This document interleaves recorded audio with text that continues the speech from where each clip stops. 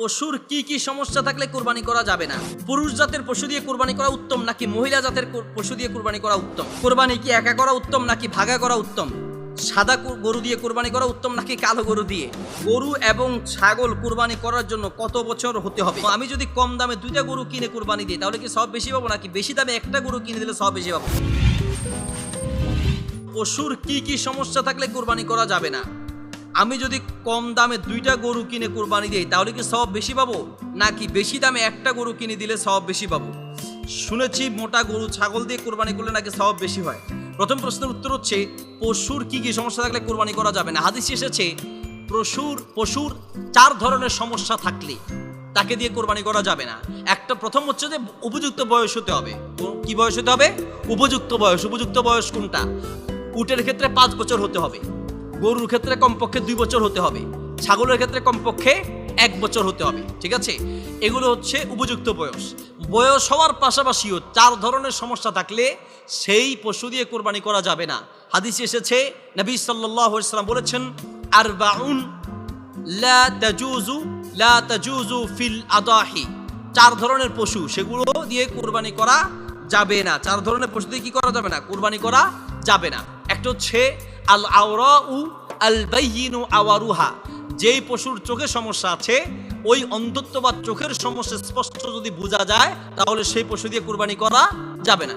এমনি চোখ হয়তো দূরে দেখে না, বোঝা যায় না, বাইরে থেকে দেখে বোঝা যায় না যে তার চোখে সমস্যা আছে, ঠিক আছে, কিন্তু ভিতরগত হয়তো সমস্যা আছে, বোঝা যায় না, সেটা দিয়ে কুরবানি করা যাবে। কিন্তু বাহির থেকে দেখা যাচ্ছে চোখ থেকে রক্ত পড়ছে, চোখ নষ্ট হয়ে আছে, চোখের ভিতরে কোনো সমস্যা দেখা যাচ্ছে, তাহলে এই ধরনের পশু দিয়ে কুরবানি করা যাবে না। তাহলে 1 নম্বর হচ্ছে চোখের সমস্যা। নাম্বার 2 আল বাইয়িনু আল মারিদাতু আল বাইয়িনু মারাদুহা। কোন পশুর অসুস্থতার স্পষ্ট বোঝা যাচ্ছে, অসুস্থ, কথা কোনো পেটের কোনো জায়গা দিয়ে রক্ত পড়ছে, পায়খানার রাস্তা দিয়ে অনবরত রক্ত পড়ছে, শরীরের কোনো জায়গা কেটে সমানে পানি বের হচ্ছে ইত্যাদি। যদি এই ধরনের স্পষ্ট রোগ বোঝা যায় তাহলে সেটা দিয়ে কুরবানি করা যাবে না। নাম্বার 3 হচ্ছে আল আরজাউ আল বাইয়িনু আরাজুহা। যেই পশুর খঞ্জত্ব বা পায়ের সমস্যা আছে, ওই পায়ের সমস্যা স্পষ্ট বোঝা যায়, এই জন্য কোরবানির পশু কিনতে গেলে অবশ্যই একটু হাঁটায় দেখা উচিত। যারা অভিজ্ঞ তারা কি বলে, একটু হাঁটায় বা একটু হাঁটান একটু হাঁটাইয়া দেখে যদি ভালো হাঁটতে পারে তখন এটা কিনা হয়, ঠিক আছে। এই জন্য পায়ের সমস্যা স্পষ্ট বোঝা গেলে তাকে দিয়ে কুরবানি করা যাবে না। নাম্বার 4 নম্বর হচ্ছে আল কাসীরাতু আল্লাতী তুনকি। এত জীর্ণ শীর্ণ যে সে হাঁটতেই পারে না, হাঁটতে গেলে উঠতে গেলে বসে যায়, বসতে গেলে উঠে যায়, হ্যাঁ বসতে গেলে শুয়ে যায়, উঠতে গেলে পড়ে যায়, এইরকম জীর্ণ শীর্ণ হলে সেটা দিয়েও কোরবানি করা যাবে না। এই 4 ধরনের পশুর সমস্যা থাকলে কোরবানি করা যাবে না। বাকি কেনার পরে, আগে আপনি খেয়াল করেন নাই, কিনেছেন, কেনার পরে কোনো সমস্যা যদি আপনার চোখে পড়ে কি করবেন?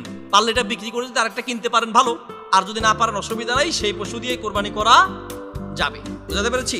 আচ্ছা, এরপরে প্রশ্ন, আমি যদি কম দামে 2টা গরু কিনে কুরবানি দিই তাহলে কি সব বেশি পাবো নাকি বেশি দামে একটা গরু কিনে দিলে সব বেশি পাবো? এর উত্তর হচ্ছে সংখ্যা বাড়ানোর চেয়ে একটা হোক, 2টা করার চেয়ে যদি একটা হৃষ্টপুষ্ট হয় এটা উত্তম হবে। কোনটা উত্তম হবে? নুসাম্মিনু, সাহাবীরা বলেন যে আল আসমান, আমরা ক্রয় করার সময় মোটা তাজা গোস্তওয়ালা বেশি দেখে কিনতাম। তাহলে 2-3টা কেনার চেয়ে 2টা কেনার চেয়ে কি একটা যদি হৃষ্টপুষ্ট হয়, সুন্দর হয়, শক্তিশালী হয় এবং গোস্ত বেশিওয়ালা হয়, তাহলে সেটাই কি হবে? উত্তম হবে। আচ্ছা, এরপরে প্রশ্ন, শুনেছি মোটা গরু ছাগল দিয়ে কোরবানি করলে নাকি সওয়াব বেশি। হ্যাঁ, এটা সঠিক শুনেছেন, সাহাবীরা মোটা তাজা দেখেই কেনার চেষ্টা করতেন। এরপরে প্রশ্ন, পুরুষ জাতের পশু দিয়ে কুরবানি করা উত্তম নাকি মহিলা জাতের পশু দিয়ে কুরবানি করা উত্তম? কুরবানি করার ক্ষেত্রে পুরুষ জাতের পশু উত্তম না মহিলা জাতের পশু উত্তম, এ নিয়ে আলেমদের মাঝে একটু মতভেদ রয়েছে। একটা হচ্ছে কোনো আলেম বলেছেন পুরুষ জাতেরটা উত্তম, কোনো আলেম বলেছেন মহিলা জাতেরটা উত্তম, ঠিক আছে। যে সহিহ ফিকহুস সুন্নাহ, যে আমার সামনে যে বইটা আছে এটার মধ্যে আকলা সামারান, এখানে একটা মত উল্লেখ আছে যে পুরুষ জাতেরটা উত্তম, মহিলার তুলনায় পুরুষ জাতেরটা উত্তম। কারণ আর রিজালু কওয়ামুন আলান নিসা, বিভিন্নভাবে দলিল দিয়ে থাকেন যে মহিলাদের তুলনায় পুরুষদের প্রাধান্যতা বেশি ইত্যাদি বিভিন্ন কারণে। কোনো ক্ষেত্রে মহিলার প্রাধান্যতা বেশি, কোনো ক্ষেত্রে পুরুষের প্রাধান্যতা বেশি। যেমন মা হিসেবে বাবা এবং মা, সেই ক্ষেত্রে মায়ের মর্যাদা বেশি না বাবার মর্যাদা বেশি? মায়ের মর্যাদা বেশি। সংসার পরিচালনার ক্ষেত্রে পরিবারের প্রধান হওয়ার দিক থেকে মহিলার মর্যাদা বেশি না পুরুষের? তাহলে এক জায়গায় একই রকম। এখন পশুর ক্ষেত্রে পুরুষের মর্যাদা বেশি হবে না মহিলার মর্যাদা বেশি হবে, এইরকম রাসূল সাল্লাল্লাহু আলাইহি ওয়াসাল্লাম সরাসরি খাস করে দেন নাই। তবে হাদিসে যেটা বর্ণিত আছে, আল্লাহা সামানান, যেই পশুটা দামের দিক থেকে বেশি, গোস্তের দিক থেকে বেশি, দেখতে হৃষ্টপুষ্ট, সেটা দিয়ে উত্তম। এখন যেটা পুরুষ হতে পারে মহিলাও হতে পারে, যেটার দাম বেশি, যেটাতে খরচ যত বেশি হবে, যেটাতে টাকা বেশি লাগবে, হ্যাঁ, যেটার দাম বেশি হবে, যেটাতে গোস্ত বেশি হবে, সেটা বেশি আল্লাহর কাছে পছন্দনীয় এবং সেটাতে সওয়াব বেশি পাওয়া যাবে। তার মানে এই নয় যে দাম যা আছে নিজের বাহাদুরির জন্য দাম বাড়ানো। এই যে কোরবানি আসলেই পরে আপনার ইন্টারনেটে পত্রিকায় এসেছে, খবরে এসেছে, কালো মানিক একটা নাম রাখছে, গরুর নাম কি কালা মানিক, মানে সে কালো গুচকুচ্ছে একদম, তার নাম রাখছে কালো মানিক। যে এবার গত বছর নাকি এটা 15 লাখ মূল্য সে বিক্রি করে নাই, এবার সেটা বিক্রি করবে কয় লাখ, 40 লাখ।